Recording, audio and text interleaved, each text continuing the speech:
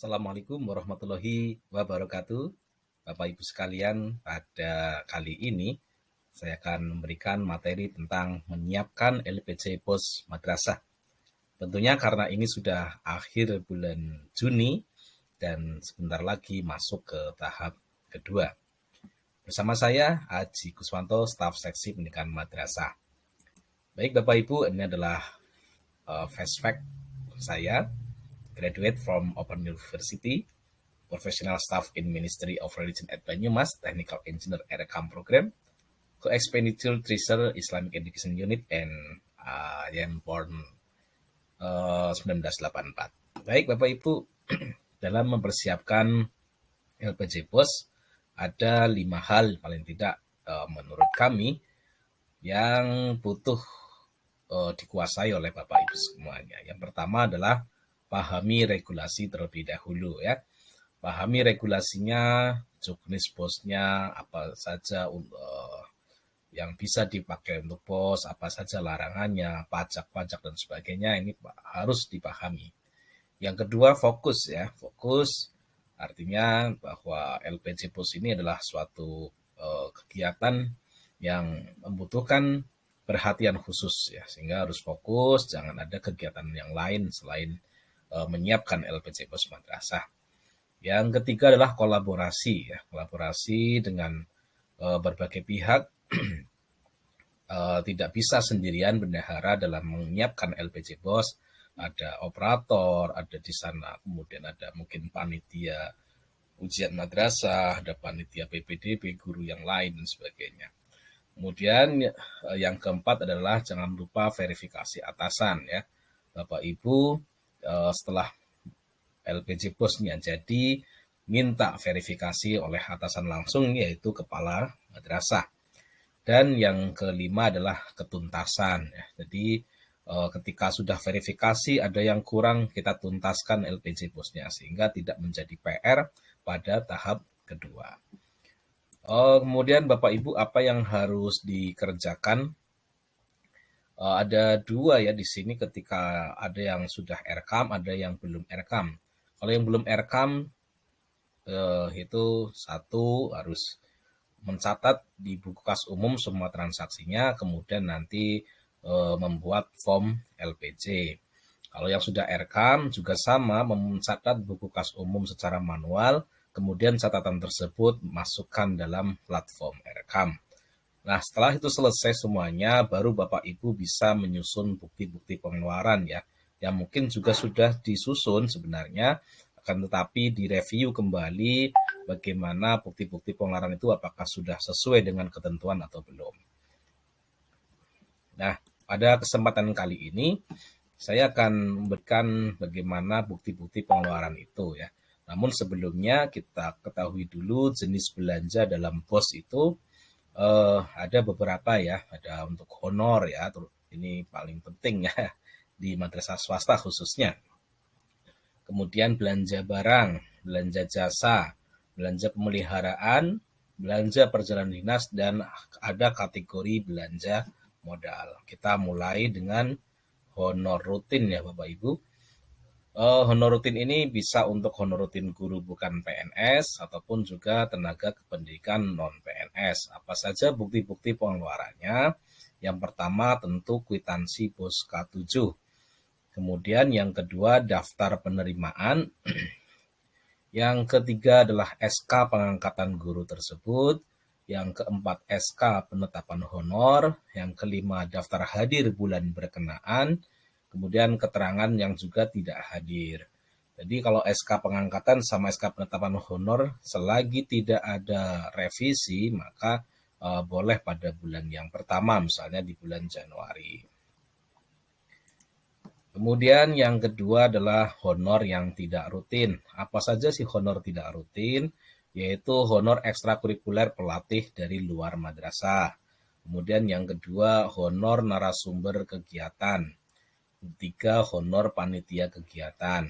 Nah, ini bukti-buktinya antara lain kwitansi bos K7, daftar penerimaan, SK pengangkatan pelatih yang dari luar madrasah, kemudian surat undangan narasumber, SK penetapan panitia, daftar hadir, kemudian juga foto dokumentasi kegiatan. Ini beberapa ini penting kemudian Bapak Ibu lampirkan pada LPJ atau sebagai bukti pengeluaran. Yang selanjutnya adalah bukti pengeluaran belanja barang yang bersifat bahan. Yang bersifat bahan ini adalah barang dengan harga satuan kurang dari 1 juta. Jadi satu item barangnya kalau kurang dari 1 juta itu kategorinya belanja bahan. Juga misalnya fotokopi, penggandaan, termasuk konsumsi yang bukan catering, yaitu konsumsi yang dibeli di warung-warung ya, di warung makan, di pasar gitu. Ini termasuk kategori belanja bahan. Dan apa saja bukti pengeluarannya, yaitu BOS K7, kemudian nota ya untuk yang sampai dengan 10 juta. Kalau lebih dari 10 juta sampai dengan 200 juta pakai kwitansi rekanan dan SPK atau surat perintah kerja. Kemudian khusus untuk barang persediaan seperti ATK, kemudian apalagi bahan-bahan barang-barang persediaan ya elektronik dan sebagainya. Ketika kemudian itu diborongkan maka wajib adanya berita acara pemeriksaan barang dan juga berita acara serah terima barang. Yang terakhir adalah SSP dan juga bukti bayar PPN untuk transaksi di atas 2 juta. Yang berikutnya adalah bukti pengeluaran belanja barang operasional lainnya. Ini meliputi biaya akomodasi, biaya pendaftaran kegiatan, ya atau lomba-lomba misalnya, atau mungkin iuran-iuran kegiatan, iuran kebersihan ya. Ini cukup simpel, cukup kwitansi BOS K7, juga surat undangan kegiatannya atau mungkin surat pemberitahuan tentang iuran kebersihan, iuran keamanan dan sebagainya. Yang selanjutnya bukti pengeluaran belanja jasa.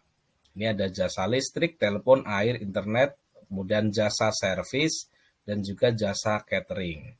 Untuk buktinya cukup kwitansi BOS K7, struk atau nota yang sampai dengan 10 juta, kemudian SSP PPH pasal 23 dan bukti bayarnya atas upah servis ya dan catering. Contoh misalnya Bapak Ibu menservis komputer. Nah, di situ misalnya ada barang-barang yang harus diganti dengan suku cadang itu namanya belanja bahan. Tetapi upah servisnya itu berapapun itu kena PPH pasal 23 sebesar 2% bagi yang punya NPWP atau 4% bagi yang tidak punya NPWP. Demikian juga dengan catering. Jadi catering itu paling gampang kalau Bapak Ibu misalnya rapat di rumah makan, yaitu pasti jasa catering ya. Ingat rumah makan. Ada beberapa madrasah atau beberapa bendahara yang melihat atau mengalami di desa itu ada juga yang mungkin sebenarnya warung makan atau mungkin orang yang menjajakan snack-snack begitu ya, tapi punya capnya catering ya. Nah itu sebenarnya catering ini ada izin usahanya. Nah ini kalau misalnya ada yang seperti itu dan tidak ada izin usaha maka masuknya ke belanja bahan. Selanjutnya belanja pemeliharaan ya, baik pemeliharaan gedung maupun pemeliharaan mesin ya, seperti komputer dan sebagainya. Ini untuk buktinya BOS K7, kemudian nota-nota, dan juga surat perintah kerja jika diborongkan. Nah, jika diborongkan juga kemudian dilengkapi dengan berita acara pemeriksaan pekerjaan dan berita serah terima, SSP bukti bayar PPN, SSP bukti bayar PPN PPH untuk pemeliharaan yang diborongkan. Kalau PPN saja itu misalnya kalau swakelola Bapak Ibu beli barang untuk pemeliharaan misalnya cat gitu ya, beli di atas 2 juta maka cat tersebut kena PPN-nya. Kemudian jangan lupa juga ditambahi foto kegiatan dari 0%, 50% sampai 100%. Syukur-syukur mulai dari 0, 25, 50, 75 dan juga 100. Ini belum saya tulis di paparan ini. Jadi foto kegiatannya. Yang berikutnya adalah bukti pengeluaran belanja perjalanan dinas, baik itu di dalam kota maupun luar kota.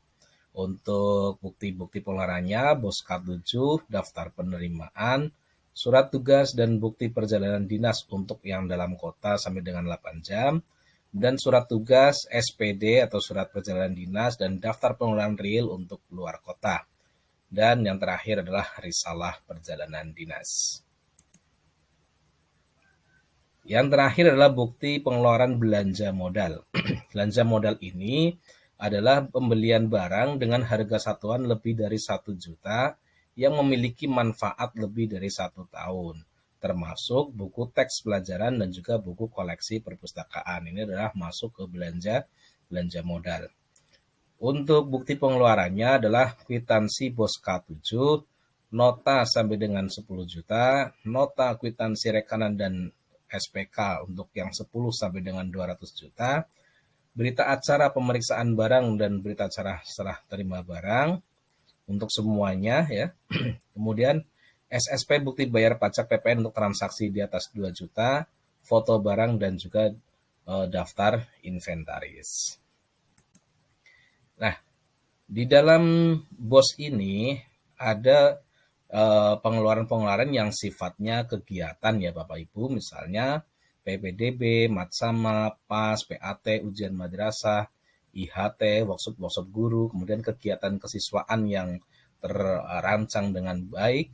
Ini semuanya bukti pengeluarannya harus dilengkapi dengan satu kerangka acuan kerja.